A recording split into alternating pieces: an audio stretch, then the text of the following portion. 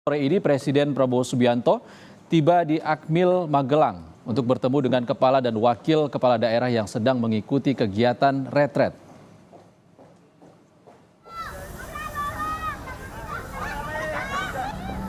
Rencananya usai tiba di Akmil Magelang, Presiden Prabowo akan memimpin parade senja bersama kepala daerah dan para menteri. Direncanakan mantan Presiden SBY dan Jokowi serta Ketua DPR Puan Maharani turut menghadiri parade senja. Tapi kadang-kadang ada yang inisiatif, ada yang offset.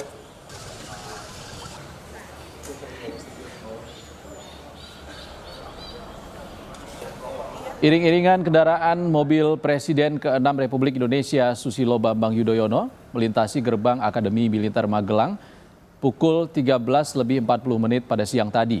Kendaraan SBY selanjutnya masuk ke Kompleks Akmil melalui gerbang Jenderal Besar Aha Nasution menuju ke Kompleks Pembekalan Kepala Daerah. Menko Infrastruktur Agus Harimurti Yudhoyono bilang SBY diminta Presiden Prabowo mengisi materi kepemimpinan dan manajemen pemerintahan pusat dan daerah yang saling bersinergi.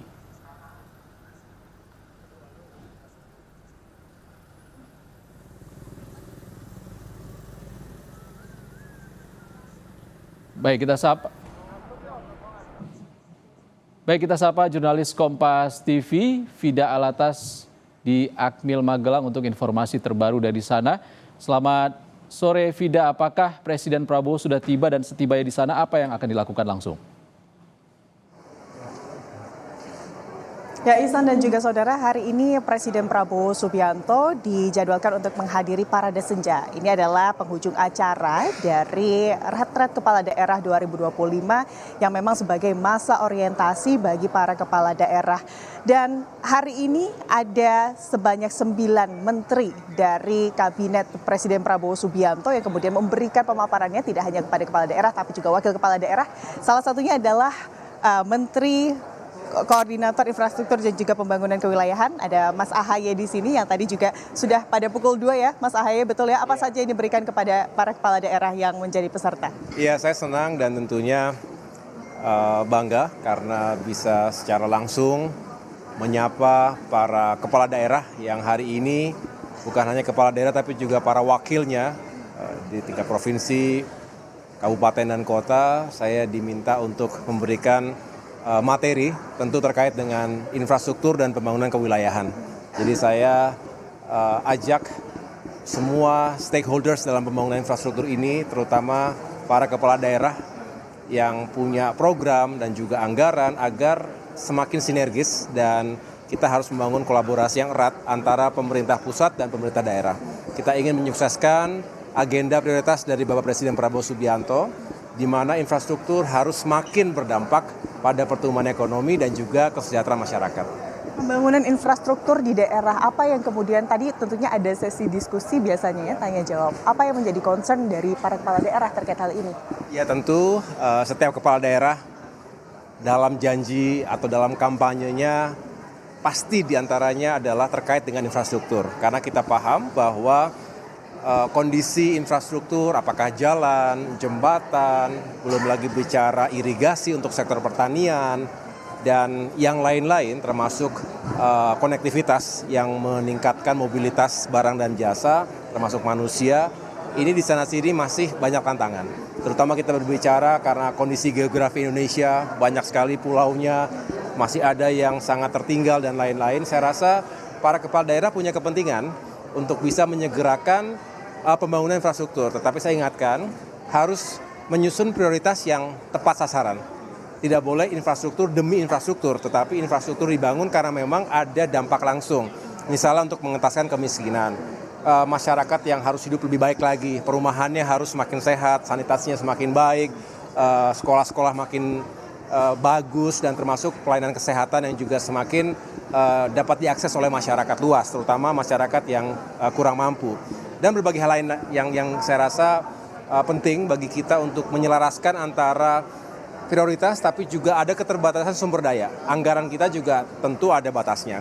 Oleh karena itu saya juga mengajak agar semua punya kreativitas, inovasi untuk mencari bentuk-bentuk kerjasama termasuk dengan pihak swasta, investasi hadir, baik dari dalam maupun luar negeri, pada akhirnya infrastruktur bisa terus berjalan. Inovasi dan juga kerjasama untuk kemudian mewujudkan infrastruktur yang kemudian dapat terbangun begitu ya secara cepat setelah ini. Selain itu, Pak Menteri, apa lagi yang kemudian disampaikan harapannya atau mungkin tugas dari Pak Menteri sendiri selain tadi infrastruktur yang tepat sasaran begitu ya, apalagi? Ya, yang jelas kita juga harus menjaga agar tidak terjadi kebocoran. Efisiensi ini harus utuh membacanya, jangan sampai ada perencanaan yang kurang baik, kurang terintegrasi sehingga memakan biaya yang cukup besar untuk sebuah proyek infrastruktur, tetapi begitu jadi dampaknya tidak terlalu optimal. Ini juga harus dicegah karena bagaimanapun anggaran APBN kita juga banyak prioritas lainnya, jadi harus benar-benar setiap rupiah itu tepat sasaran. Tidak boleh ada penyelewengan, kebocoran, dan hal-hal yang merugikan negara dan juga masyarakat kita. Jadi saya rasa para kepala daerah juga memiliki niat dan semangat yang sama. Kita harus saling mengingatkan, saling menjaga, dan sekali lagi sinergi dan kolaborasi yang baik. Tadi sudah banyak yang ingin bertemu dengan saya, artinya menyelaraskan program dan prioritas dari pusat dengan daerah ini juga harus dijalani dengan baik, begitu. Terima kasih banyak Mas Ahaye atas waktunya bersama kami Kompas TV. Sukses selalu, semoga apa yang diharapkan dan juga setelah ini para kepala daerah bisa langsung menjalankan tugas atau PR yang diberikan. Terima kasih sekali lagi, sukses selalu. Yuk. Itu tadi Ihsan dan juga saudara bagaimana pesan yang diberikan oleh Menteri Koordinator Infrastruktur dan juga Pembangunan Kewilayahan Agus Harimukti Yudhoyono kepada para kepala daerah dan juga wakil kepala daerah yang hari ini kemudian menjadi peserta pembekalan dalam retret kepala daerah di Magelang, Jawa Tengah. Dan saat ini Ihsan dan juga saudara, kami para kepala daerah ini masih menunggu kedatangan dari Presiden Prabowo Subianto yang rencananya nanti pada pukul 18 begitu ya, sekitar pukul 18 ini akan kemudian menjalani atau menghadiri parade senja yang kemudian tidak hanya Presiden Prabowo Subianto tapi juga ada sejumlah tamu undangan seperti mantan Presiden Republik Indonesia ke-5 Megawati Soekarno Putri, lalu juga ada mantan Presiden Republik Indonesia ke-6 Susilo Bambang Yudhoyono dan juga mantan Presiden Republik Indonesia ke-7 Presiden atau mantan Presiden Indonesia ke-7 Presiden Joko Widodo begitu ya. Ihsan.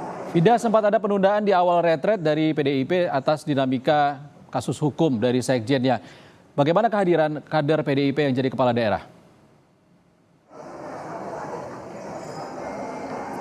Ya, Ihsan dan juga saudara, informasi terakhir yang diberikan oleh kemudian Menteri Dalam Negeri Tito Karnavian menyebut bahwa dari total seluruh kader partai PDI Perjuangan yang kemudian terpilih menjadi kepala daerah baik itu tingkat gubernur maupun bupati dan juga wali kota, seluruhnya pada akhirnya menghadiri retret kepala daerah yang kemudian dimulai 2 hari ke belakang atau di hari keempat mereka baru bergabung.